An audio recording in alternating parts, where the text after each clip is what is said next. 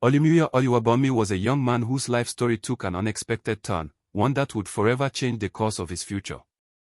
He was popularly known by the nickname Flo, a name that echoed through the streets of Oshogbo where he grew up.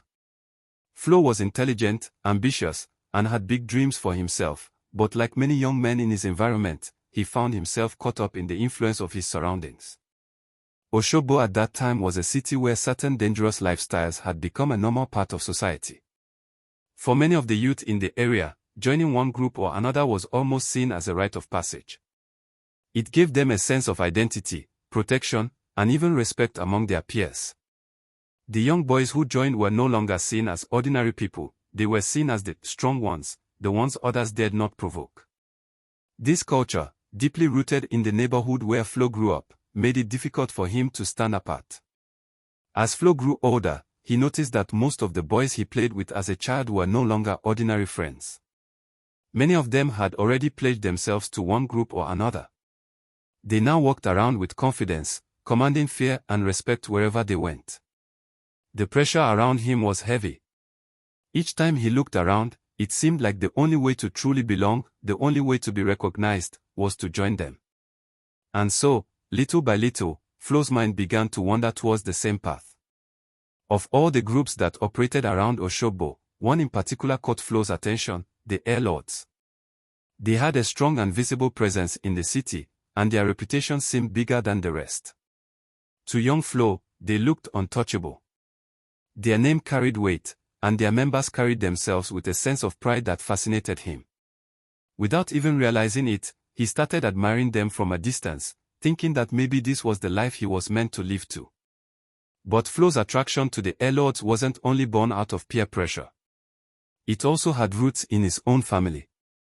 Unknown to many, his bloodline was already deeply tied to the same group he was now looking up to. Flo had two older brothers who were already strong and influential members of the Airlords in their respective schools. They weren't just ordinary members either, both of them had risen to positions of authority, holding the respected title of Iboka in their institutions. Their names commanded fear and admiration, and their leadership inspired loyalty among other members. Watching his brothers live that kind of life had a powerful effect on Flo. Whether consciously or unconsciously, their influence played a role in shaping his decision. If his brothers could rise so high in the ranks, then why couldn't he? Perhaps it was in his blood, perhaps it was destiny, or so he thought. In September 2005, Flo finally made a choice that would mark a turning point in his life. He reached out to some known members of the Airlords in his neighborhood and made his intentions clear. He wanted to join them. At that moment, Flo believed he was stepping into a life of power, respect, and belonging. What he did not realize, however, was that this single decision would open the door to challenges, dangers, and experiences that he could never have imagined. It was the beginning of a journey that would test his strength, his loyalty, and ultimately his very survival. Flo's long-awaited initiation into the EIYE Confraternity finally came, and it was an experience that shook him to his very core. Like many young men who had admired the lifestyle from a distance, he had imagined it would be all about recognition, respect, and brotherhood. But the reality was far different from the picture he had painted in his mind. The initiation process was not only strict but also physically and emotionally draining. He was subjected to a series of tasks and trials designed to test his endurance, loyalty, and readiness to fully embrace the life he had chosen. By the time he came out of that process, Flo was battered but reborn. He was no longer the ordinary Olumuyiwa Oluwabunmi that his family and neighbors knew. He had officially been ushered into a new world, one that demanded complete loyalty.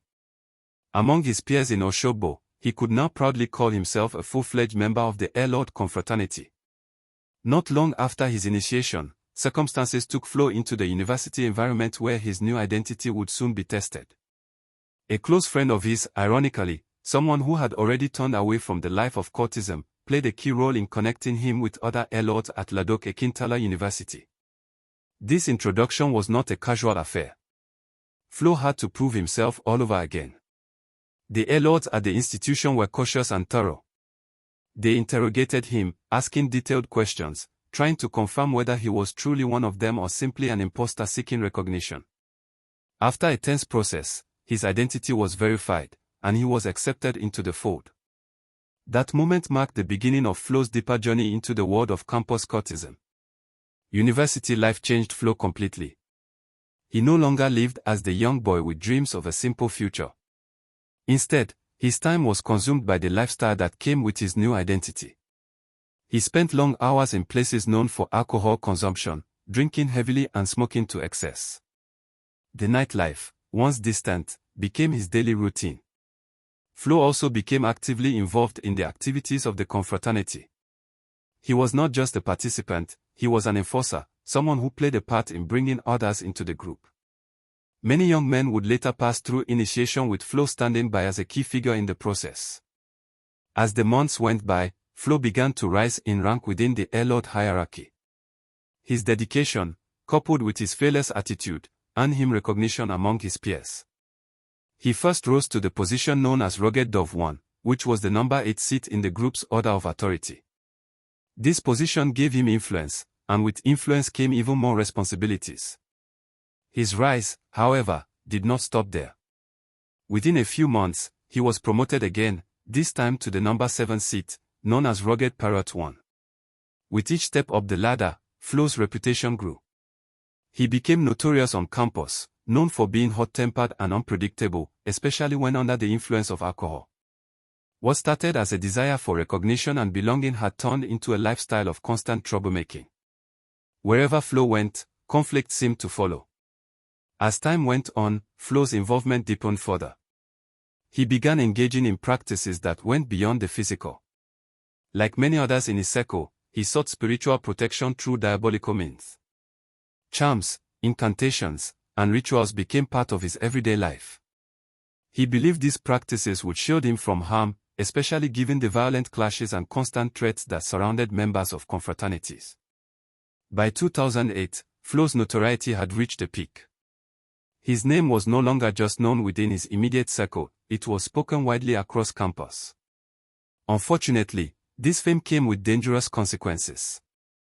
That same year, he found himself implicated in a serious case of sexual misconduct, one that drew the attention of the authorities.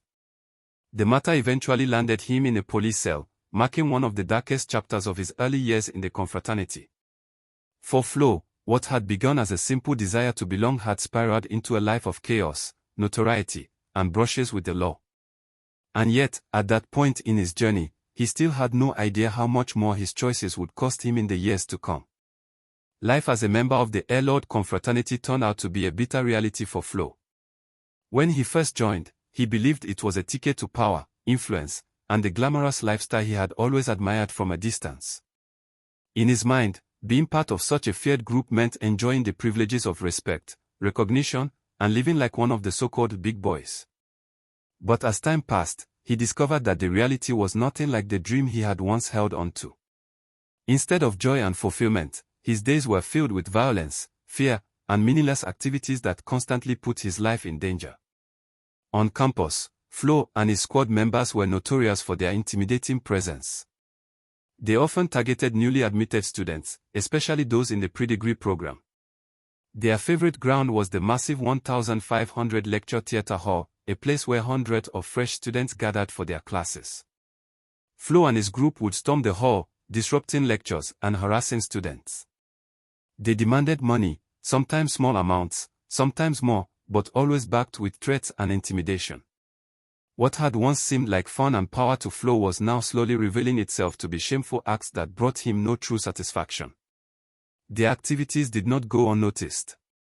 The campus security operatives, popularly known as Manewa, soon took interest in Flo and his squad. These operatives were students too, but they had been trained and given authority to help maintain order on campus. Reports of harassment and extortion began to circulate, and it wasn't long before Flo and his team were declared wanted by the Manewa. This meant they had to constantly watch their backs, avoiding patrols and moving carefully across campus, as they were no longer free to walk about without fear of being caught. But even more dangerous than the attention from security operatives were the problems that arose within the airlords themselves. Flo had always been outspoken and fearless, qualities that made him both respected and disliked among his peers.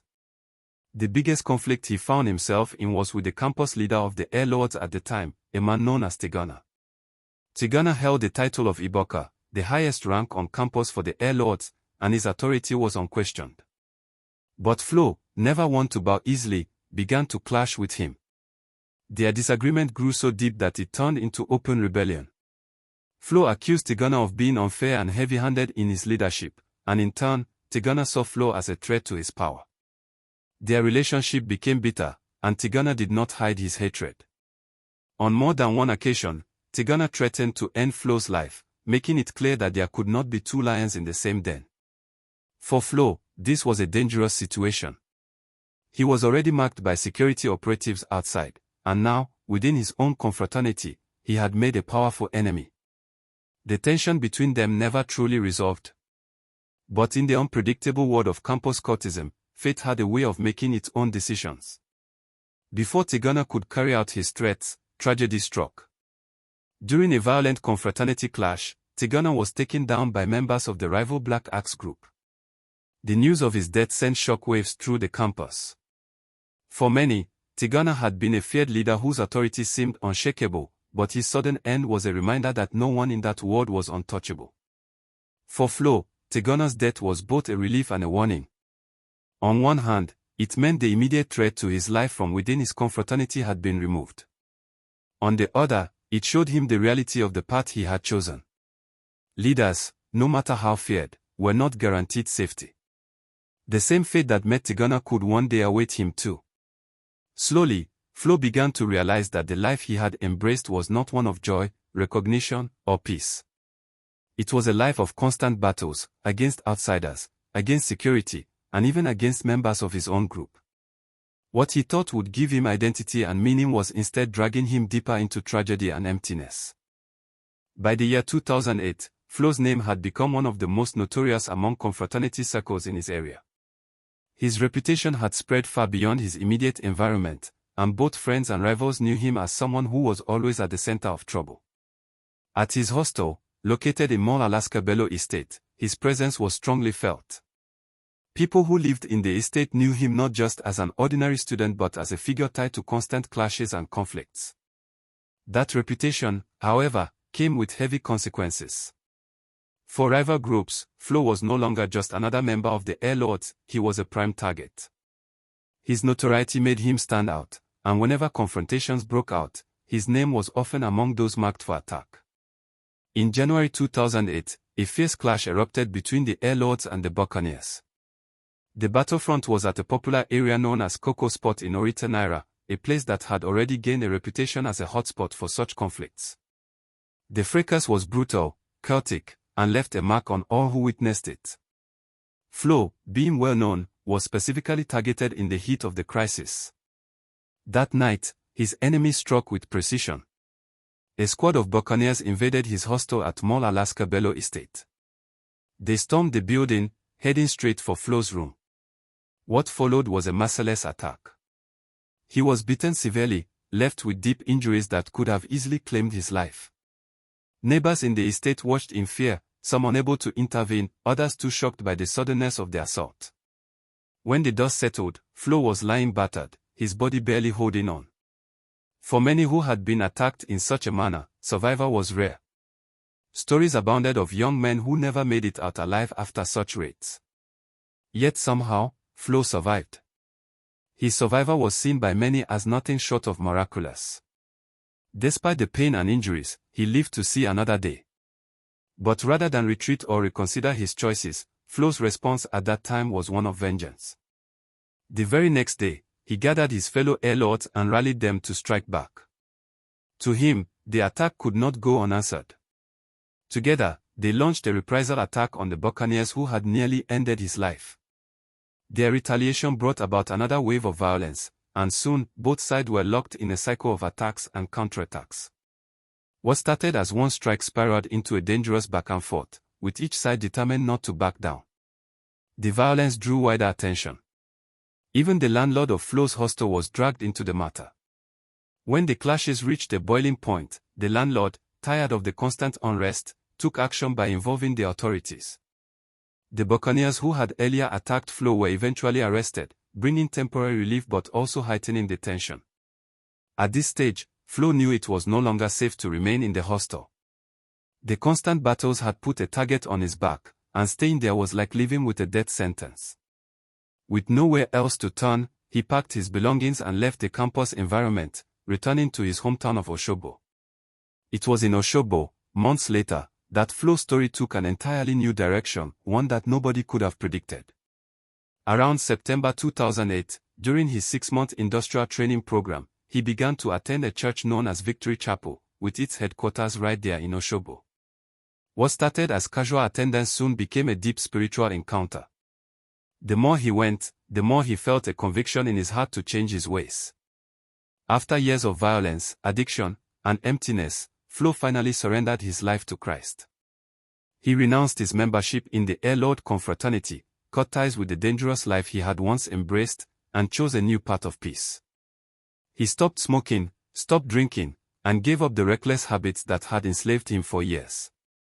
Slowly but surely, his life began to take a new shape. Today, Flo is no longer the notorious figure who once terrorized lecture halls and lived in constant battles. He is a changed man, transformed by grace. He is now a husband and a father, living proof that no matter how far someone has gone down the wrong path, change is possible. His story stands as a testimony that no one is beyond redemption. The life of Flo teaches us a powerful lesson: cultism brings nothing but pain, destruction, and regret. It may appear glamorous at the start, but it always ends in tragedy for those who remain in it. Flo's escape was nothing short of miraculous, and his transformation shows that God can change even the hardest of hearts. Let us all take a stand and say no to cultism. A life of peace, hard work, and purpose is far more rewarding than the empty promises of street respect.